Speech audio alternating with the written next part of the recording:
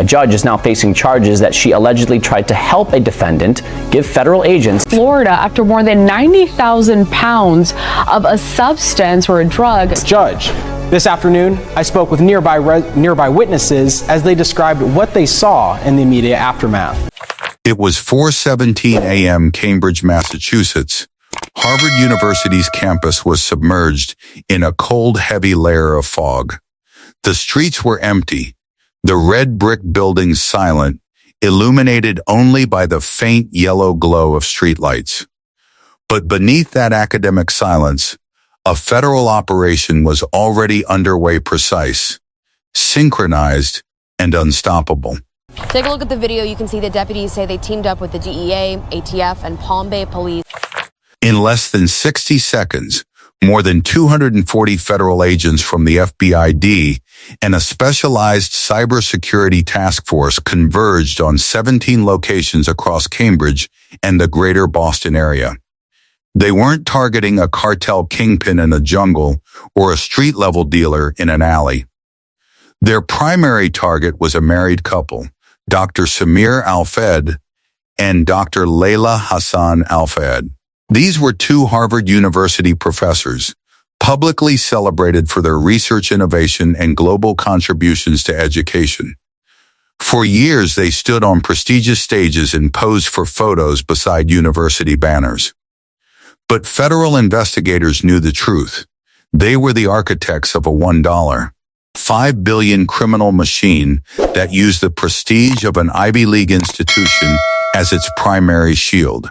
Stay with me, because what agents uncovered behind a false panel in their luxury townhouse will expose how deep the rot has spread inside America's most trusted institutions. If you believe no title should grant immunity to those poisoning our communities, comment truth right now and subscribe. Your engagement ensures these stories aren't buried by the credentials of the people they expose. 4:18 a.m. breach. Tactical teams flooded the professor's luxury townhouse. As agents surged through the hallway, Dr. Samir Alfed lunged for a laptop on the kitchen counter.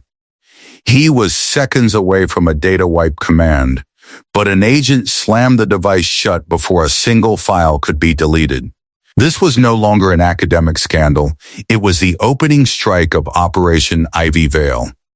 While the professors were taken into custody, federal teams began a methodical, room-by-room search.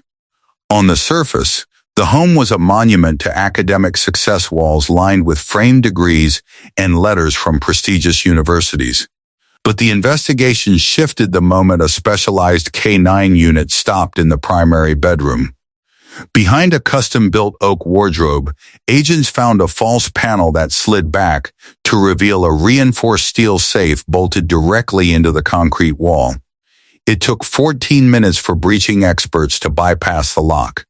Inside, they found $950,000 in vacuum-sealed cash bricks, no bank straps, no paperwork. Just serial numbers recorded for rapid movement. But the cash was just the beginning. Beneath the money, agents recovered 27 kilograms of pure cocaine and fentanyl powder disguised as laboratory compounds.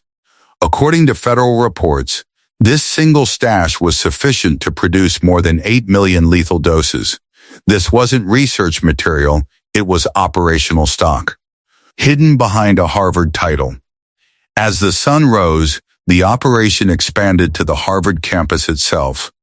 At 6:40 a.m., agents entered a research office publicly listed as a Center for Medical Innovation. To any student passing by, it looked like a standard laboratory.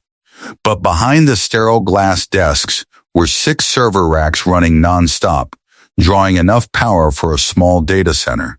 Forensic analysts realized they weren't looking at medical data, they were looking at the shadow architecture of a global laundering network. The stream of money was massive. The Harvard Legacy Relief Foundation, a nonprofit that raised $420 million over 7 years.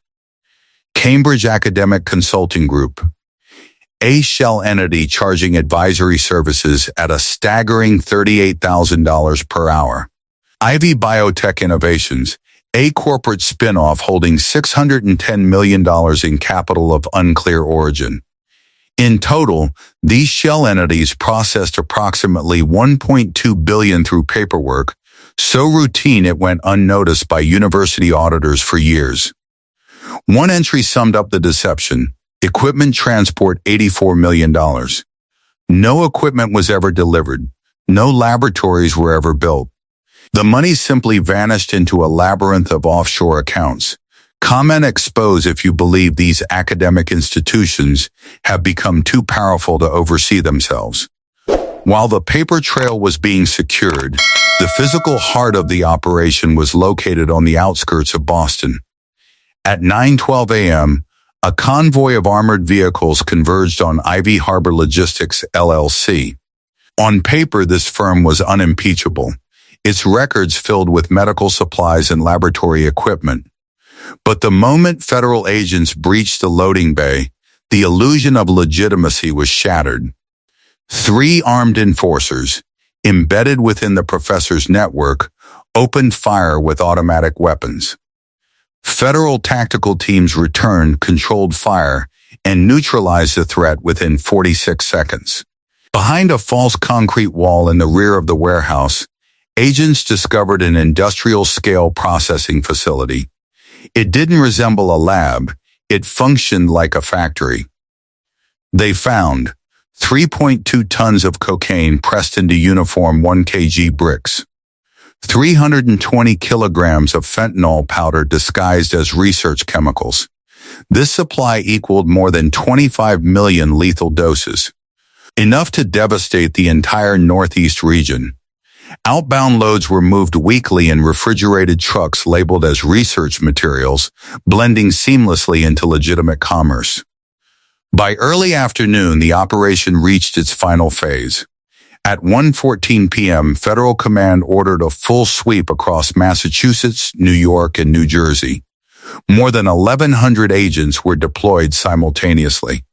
In New Jersey, agents raided a trucking yard and recovered another 412 kilograms of cocaine. In New York, a grant management firm was seized, its servers containing records of $640 million in offshore transfers. But the most chilling discovery was made at 3:09 p.m., when agents arrested the network's chief financial architect in a luxury complex overlooking the Charles River. As agents approached his glass desk, he was reviewing a revenue growth projection for the next 12 years. The total figure, $3.8 billion. The system was not just active, it was designed for a future that agents are only now beginning to map. Forensic teams uncovered succession charts and contingency protocols. This network was designed to outlive arrests, to be passed quietly from one generation of prestigious leaders to the next. They didn't use masks, they used suits. They didn't use fear, they used confidence. Operation Ivy Veil has officially dismantled one of the most sophisticated shadow architectures in American history. Over 9 years, this network moved $1.5 billion through our most trusted institutions. They used credentials as cover and trust as currency. But the warning this operation leaves behind is a hard one. Prestige does not guarantee integrity. Some of the most powerful threats to our communities don't announce themselves with violence. They ask to be trusted while they file the reports that bury the truth. The professors are in custody and the tonnages have been seized. But the success charts found on those servers suggest that others are still out there, waiting in the shadows of respectability to rebuild. Stay alert. Stay skeptical. If you stand with the agents who broke through the Ivy Veil to save our communities, hit the like button and subscribe now. Comment protect to ensure these criminal networks have nowhere left to hide.